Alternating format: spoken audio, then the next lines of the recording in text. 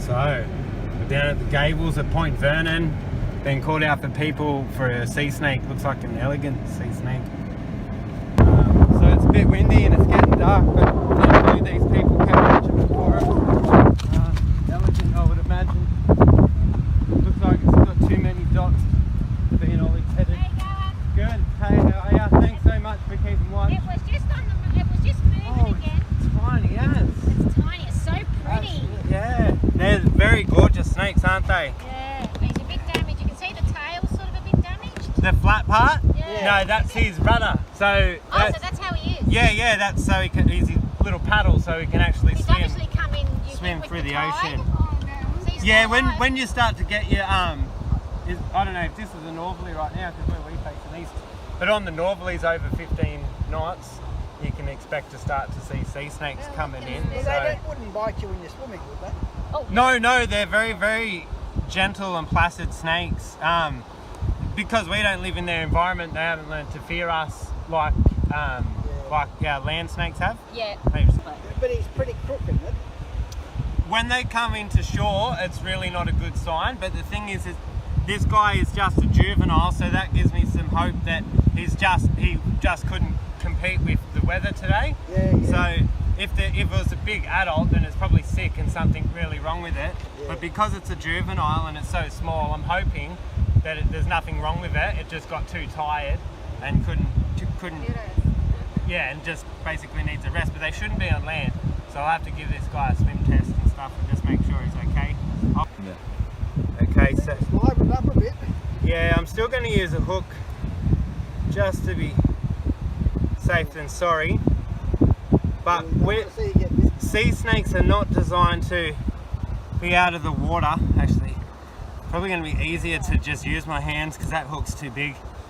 So I'm just going to do what I shouldn't do and really risk it with this animal.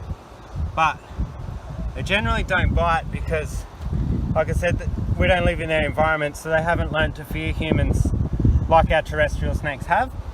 So it's not in their nature to bite us or fear us. But the reason why I picked him up like that is because you have to support their whole body. Because they're fairly long for their size, aren't they? Well, they're quite long, but what it is their body's not designed to be out of water, so when they come out they feel really heavy. So people find sea snakes on the beach and pick them up by their tail like your sea snake catchers do with brown snakes and stuff.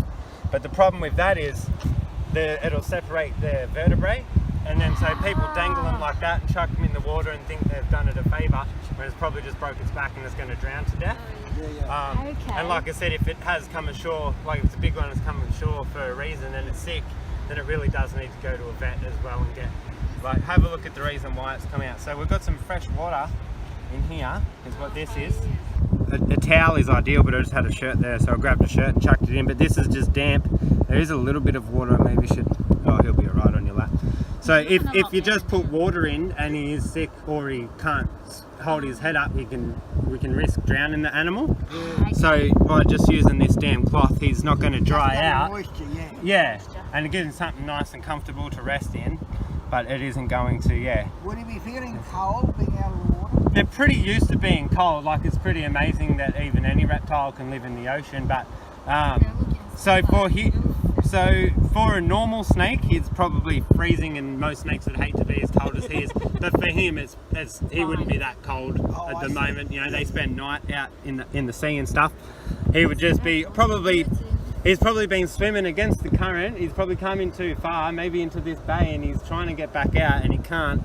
And he's got too tired, and when the tide's gone out, he's just submitted and given in. So. Awesome. Oh, well, well. I'm glad I rang. Thank you very, very much for waiting. I know. Okay, so we're going to do a swim test for this little guy, because hopefully there's nothing wrong with it. It's just been washed up. Yeah, turns out it is an elegant sea snake. Because the Hydrophis species can be quite difficult to tell apart. Anyway, support as much of this snake as I can. Okay, we're going to put him into the water down here. Look at that on his back. It's like he's got something on his back. Hopefully that just comes off. He's swimming alright, he's moving pretty good. That heaps more lively than that last one. He's got something stuck on him there, which looks like it might just come off. That's really good, really natural behaviour, which is what we wanted to see. That last one, that olive-headed sea snake that we did a swim test with, and he just sort of sat there and floated and didn't do anything. This is what we want. This means he's alright.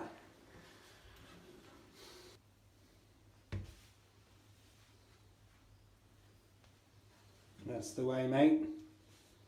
Good stuff.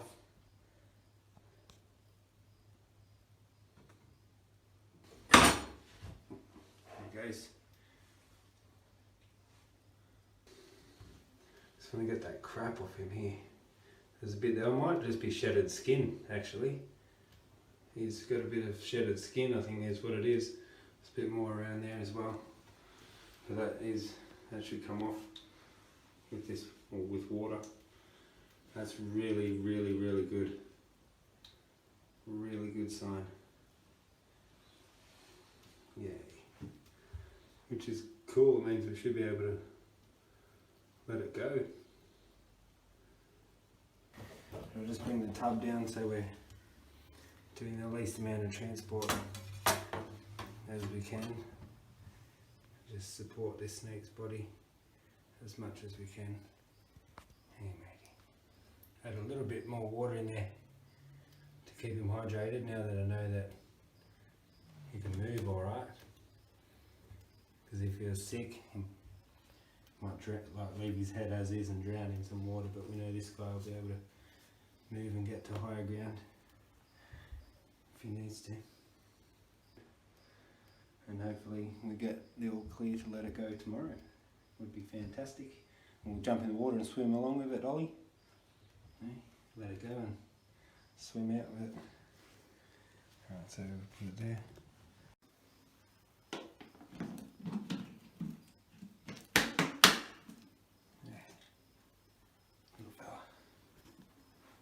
I'll just let some water in and he'll be able to come up and it'll just help keep him buoyant while I let him go.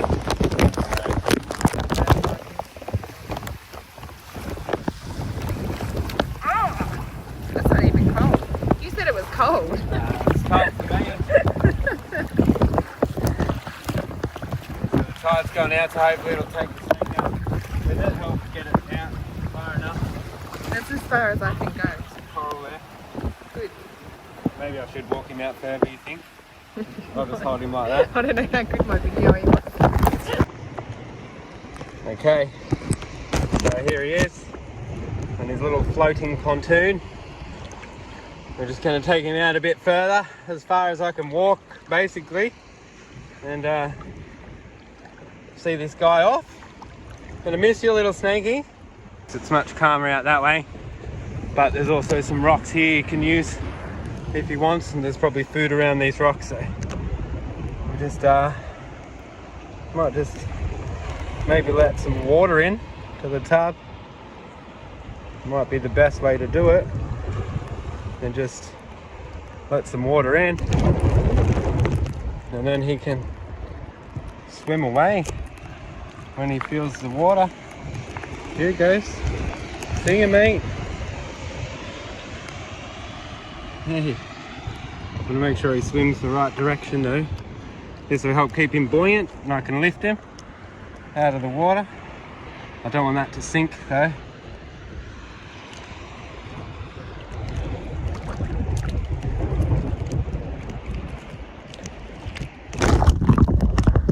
Off he goes.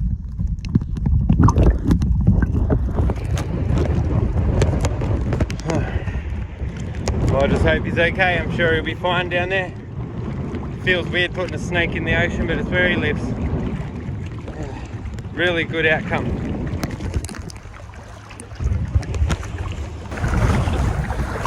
They might have, those older couple might have liked to see it. The grave went up my finger.